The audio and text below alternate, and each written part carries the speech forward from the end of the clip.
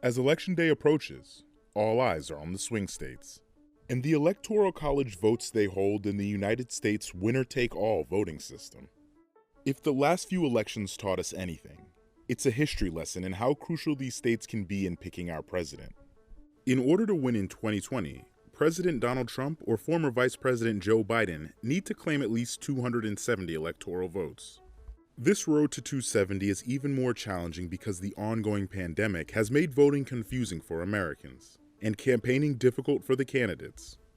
Additional obstacles like long early voting lines and few ballot boxes may also prove to impact the number of voters in key counties. So let's take a closer look at the swing states with the highest number of electoral votes, and which way they've swung in the past.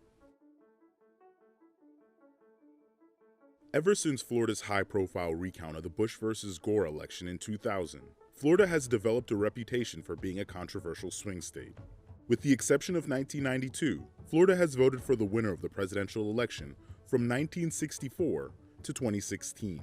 The state's electoral votes went to Donald Trump in 2016 after going to Barack Obama in both 2012 and 2008. George W. Bush won Florida in 2004. We're going to win this state. We're going to win 4 more years in the White House. We're going to make our country greater than it has ever been. This is the most important election in our lifetimes. You can make all the difference. Here in Florida, you can determine the outcome of this election.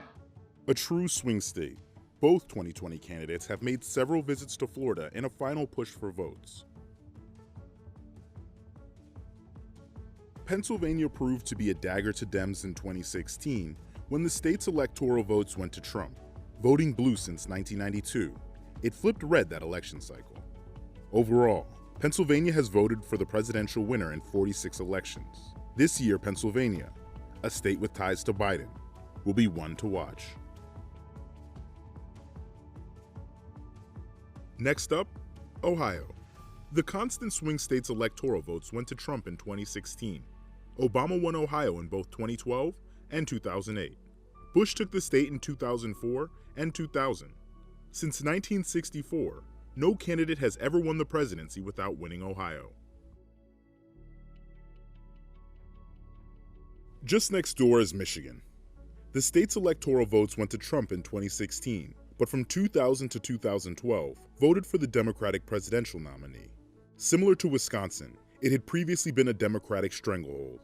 Since its admission to the Union in 1837, Michigan has participated in 46 presidential elections and supported the winning candidate 33 times.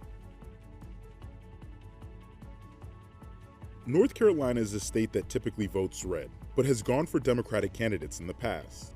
The state's electoral votes went to Trump in 2016, Romney in 2012, Obama in 2008, and Bush in 2004 and 2000. In fact, since 1960, North Carolina has only voted for the Democratic presidential candidate 4 times.